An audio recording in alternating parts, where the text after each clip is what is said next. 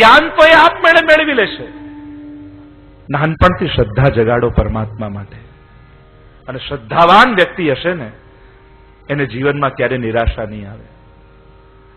નિસંશયતા એ ભાગવતનું પહેલું ફળ. સર્વ સંશયો સમાપ્ત થઈ જશે.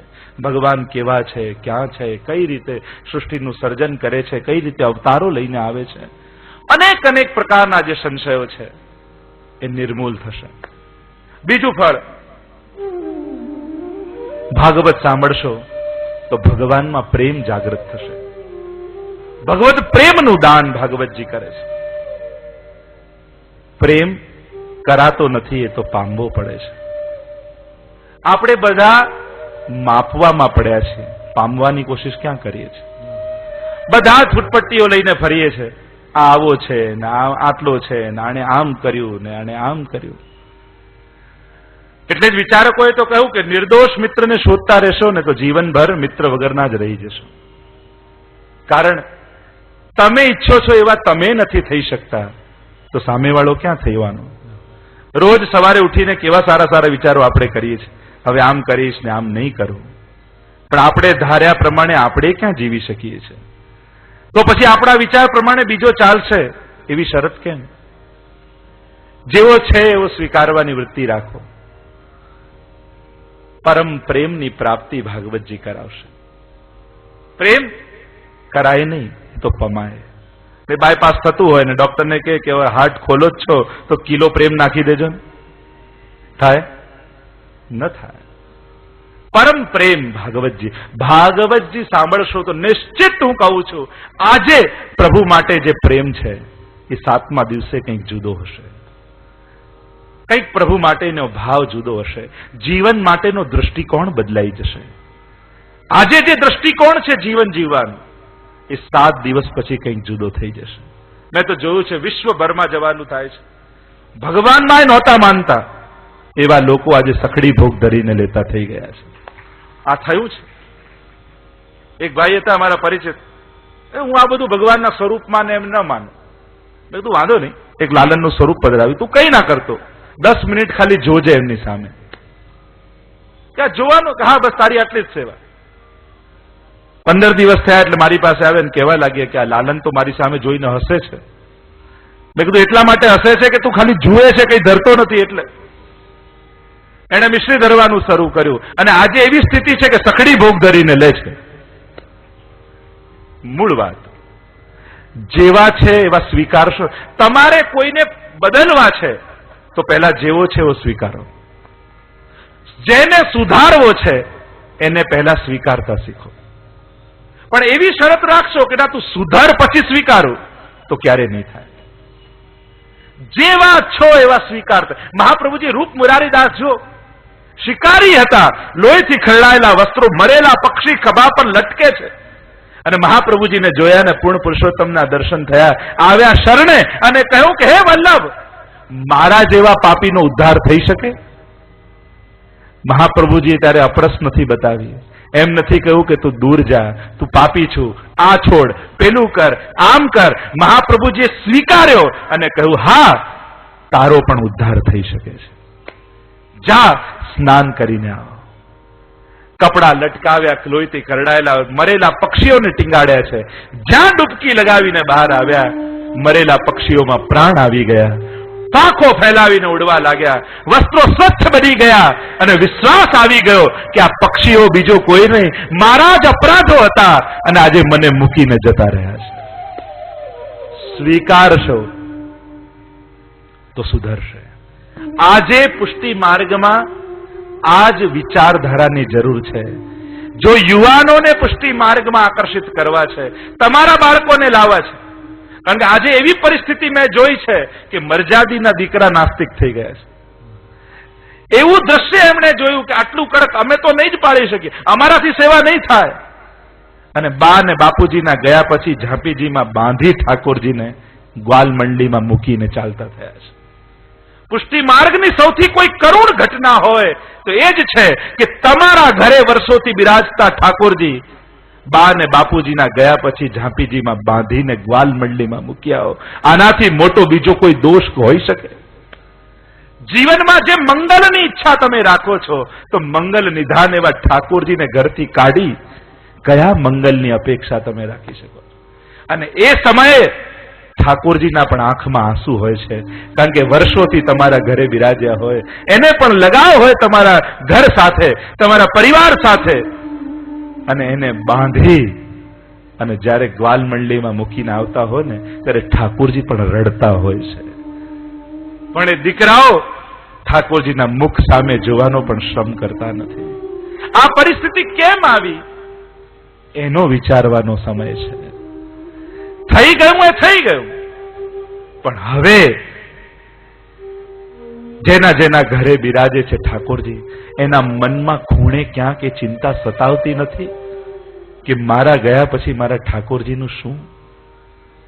આપણે બધાની વ્યવસ્થા કરીએ, દીકરા માટે એફડીઓ કરી દઈએ, ઘર કરી દઈએ, દીકરી માટે આ કરી દઈએ, બધું જ કરીએ, પણ માથે જે ઠાકોરજી વર્ષોથી બિરાજ્યા એના માટેનો કોઈ વિચાર કર્યો? તમે અમારી ગ્વાલ મંડળીઓમાં પધરાવો છો ને, એમાં ઠાકોરજીને કંઈ સુખ થતું નથી. ઠાકોરજી તો તમારા ઘરે રાજી છે, કારણ કે તમારા માટે તમારા ઘરે આવ્યા છે. પદ્મનાભદાસજીની વાર્તામાં જુઓ ને, જ્યારે એવી પરિસ્થિતિ પદ્મનાભદાસજીની આવી ગઈ કે ઘરમાં કંઈ જ ન રહ્યું, અને મહાપ્રભુજીના વહુજીને ખબર પડી કે આવી પરિસ્થિતિ છે, એટલે સીધું સામગ્રી પદ્મનાભદાસજીના ઘરે મોકલાવી.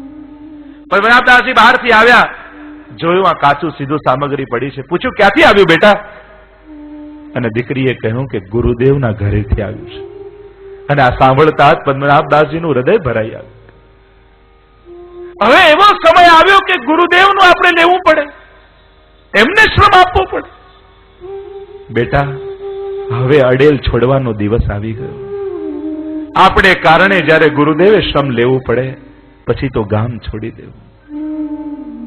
આવ્યા મથુરાધીશ પાસે, કહેવા લાગ્યા, પ્રભુ બાવા, મારી પાસે તો કાંઈ ભોગ ધરવાનું નથી. આ છોલેની ઢગલીઓ કરતો હવે તો એ નથી, અને મહાપ્રભુજીના ઘરે આપને 56 ભોગ રોજ મળવાના છે. બતાવો બાવા, આપને ક્યાં બિરાજવું છે? અને ત્યારે ઇતિહાસ એમ કહે છે કે મથુરાધીશે કહ્યું કે પદ્મનાભ, મુકુ તેરે ઘર में રહેનો હૈ, ભલે તારા ઘરે ભૂખ્યો રહીશ, પણ હું તારા માટે આવ્યો છું. આજે ગ્વાલ મંડળીમાં પધરાવા જતા યુવાન ભાઈઓ, બહેનો, વહુઓ, દીકરાઓને કહીશ, જો એક દીકરાને પણ આજે સંકલ્પ થઈ જશે ને, અને ઘરે જઈને બા બાપુજીને કહી દે કે બા, ચિંતા ન કરશો, તમારા ગયા પછી ઠાકોરજી ક્યાંય નહીં જાય, એમની સેવા હું ઘરે કરીશ, તો મારી કથા સફળ થઈ ગઈ હું માનીશ. મને એમ લાગશે કે રાજકોટ આવવું મારું સફળ થઈ ગયું. અને આ સંદેશો ગામે ગામ ને ઘરે ઘરે પહોંચાડવો છે. ગામે ગામ, ઘરે ઘરે એવી વ્યવસ્થા થવી જોઈએ કે સૂતક પિંડુ આવે ત્યારે ઠાકોરજી ક્યાં પધરાવવા, એ બહુ મોટો પ્રશ્ન હોય છે. ક્યાં ઠાકોરજીને પધરાવવા? ત્યારે વૈષ્ણવો એવા તૈયાર ગામમાં થાય, યા હવેલીઓમાં એવી વ્યવસ્થા ઉભી થાય. જો પુષ્ટિ માર્ગમાં સર્વપ્રથમવાર અમદાવાદ ખાતે અમારી વ્રજધામ હવેલીમાં અમે એવી વ્યવસ્થા આપી છે કે જ્યારે વૈષ્ણવના ઘરે સૂતક યા અડચણ આવે ત્યારે ઠાકોરજી ક્યાં પધરાવવા, એ બહુ મોટો આજે પ્રશ્ન હોય છે, અને એ ડરે લોકો સેવા નથી કરતા. તો અમે એવી વ્યવસ્થા કરીએ છીએ કે એટલા દિવસ હવેલીમાં ઠાકોરજી બિરાજે, અને જે રીતે તમારા ઘરે સેવા થાય છે એ રીતે ત્યાં હવેલીમાં ઠાકોરજીને સાચવવામાં આવે. જો ગામે ગામ આવી વ્યવસ્થા કરવામાં આવે તો વૈષ્ણવના મનમાંથી ભય જશે. એમ થશે કે ના, ઠાકોરજીની કોઈ ચિંતા નથી, બધું જ અનુકૂળ થશે, અને લોકોને સેવા કરવાનો ઉત્સાહ જાગે. અમે ઉપદેશ તો બહુ ભારપૂર્વક આપીએ છીએ કે સેવા પધરાવો ને બહારનું ન ખાઓ ને, આ બહુ ભારથી કહીએ છીએ, પણ સગવડતા ઊભી નથી કરતા.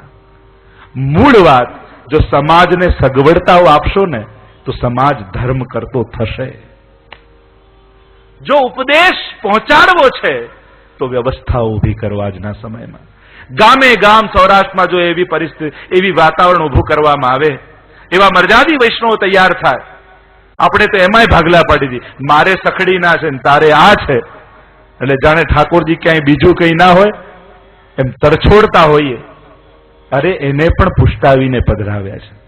હા, એમનો ભોગ એ રીતે ધરજો, પણ એને હીન ભાવનાથી જોવા એ અપરાધ છે.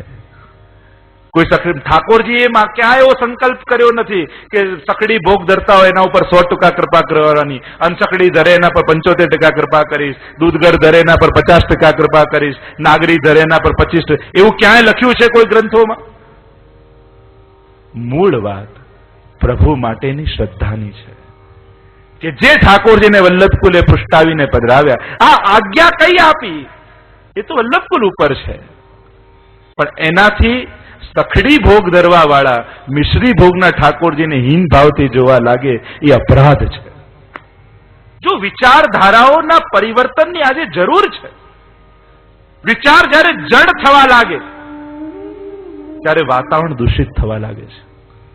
એટલે આજે આ બધો વિચાર કરવાની જરૂર છે, અને એ વિચારને સ્વીકાર નહીં કરો તો તમારી આવતી પેઢી પુષ્ટિ માર્ગી થશે કે કેમ એ પ્રશ્નાર્થ છે. હું તો એવું ભાવ રાખું કે યુવાનોને મારી પાસે મોકલો, બેસાડો, વાત કરાવો, એમને વલ્લભકુલ પાસે બેસાડ મોકલો, પૂછે, મનની વાત કરે, તેનું હૃદય ખોલે. મૂળ વાત પર આવો. બીજો ફળ પરમ પ્રેમ પ્રભુમાં. ત્રીજું ફળ ભાગવતજીનું ભગવત કૃપા. કથા સાંભળશો, ભગવત કૃપાના અધિકારી થશો. કૃપા એટલે શું?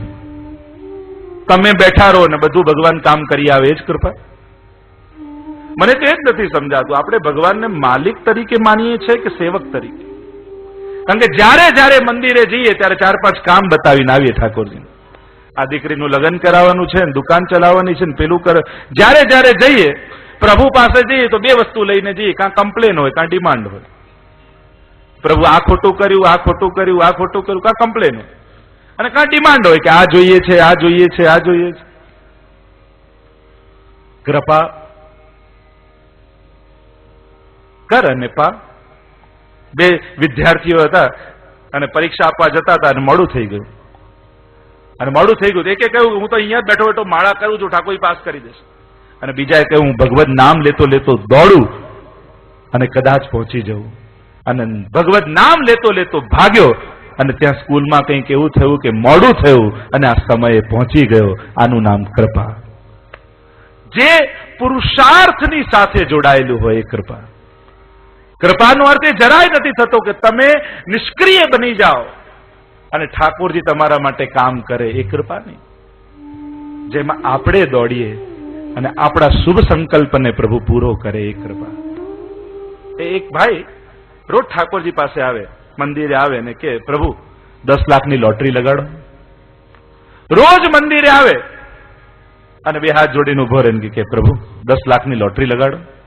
1 મહિનો થયો, પાછો આવે, પાછો કહેવા લાગ્યો પ્રભુ 10 લાખની લોટરી. જ્યાં જવા લાગ્યો ઠાકોરજી બોલાવે, અહીંયા આવ. શું છે પ્રભુ? કે 10 ની નહીં 20 લાખની લગાડું, પણ ટિકિટ તો ખરીદ. લોટરીની ટિકિટ એ ના લે અને પછી વાત કરે કે લોટરી લગાડો. મૂળ વાત આટલો તો પુરુષાર્થ કર. કરીને પા. કૃપા. કૃપાના તો અનેક આપણા હરિરાયમાં આપ્યું તો કહે કે કૃપા ભઈ તબ જાનિए जब दिखे अपने दोष. ठाकुर जी की कृपा होने लगी वो कैसे प्रतीत हो, कैसे पता चले कि मुझ पर प्रभु की कृपा हो रही है. और वह हरिराय महाप्रभु जी कहते हैं कि जब अपने दोषों का ज्ञान होने लग जाए तब मानना कि अब प्रभु की कृपा होने की शुरुआत हो गई. પોતાના દોષો જે ક્ષણે દેખાવા લાગે ત્યારે માનજો કે હવે કૃપા થવાની શરૂઆત થઈ ગઈ છે. અપનો દોષ વિચાર સકીરી ઇનસો કછું ન કહીએ, કૃપા એક લાલન ઝૂકી ચાહીએ. ભાગવત સાંભળશો તો પ્રભુની કૃપા થશે. ચોથું ફળ પ્રભુ પ્રાપ્તિ. કથાનું શ્રવણ કરશો તો સ્વયં ભગવાન મળશે. અને ભગવાન મળવા એટલે શું? અને મળી જાય તો કરી પણ શું લો? જો કાલે હું તમને કહું કે કાલે તમે ઘરે જશો ને મંગળા કરાવશો અને સાક્ષાત ઠાકોરજી પ્રગટ થઈ જાય તો તમે શું કરી લો? કાલે સેવાના જયારે દરવાજા ખોલ્યા સેવાના રૂમમાં અને ઠાકોરજી સાક્ષાત પ્રગટ ઉભા હતા તો તમે કરી શું લો? બતાવો. તમે બધા બોલો ભગવાન મેળવવા છે, ભગવાન મેળવવા છે. ચલો મળી ગયા, કાલે શું કરી લો? ખભા માથ રાખીને ફોટો પડાવો, મોટો કરીને ડ્રોઈંગ રૂમમાં લગાડીશું. કરીશું લો પ્રભુ મળીને. પ્રભુ મળવા એટલે શું? બધા જ એક ભગવાન મેળવવા માટે કરીએ છીએ. ભગવાન મેળવવા એ ભક્તિ માર્ગની બહુ મોટી ઘટના નથી. અને ભગવાન મળવા જ બધું હોત તો ભગવાન તો કંસને પણ મળ્યા, રાવણને પણ મળ્યા અને શિશુપાલને મળ્યા છે. એને આનંદ આવ્યો? ભગવાન મળવા જ બધું હોત તો ભગવાન તો રાવણને પણ મળ્યા, રામ, કંસને પણ કૃષ્ણ મળ્યા, શિશુપાલ પણ મળ્યા છે, ભગવાન મળ્યા છે. જો ભગવાન મળવા જ બધું હોત તો આ બધા અસુરોને ભગવાન મળ્યા છે. એને આનંદ આવ્યો? ભગવાન મળવા મહત્વનું નથી, મહત્વનું છે ભાવ મળવો.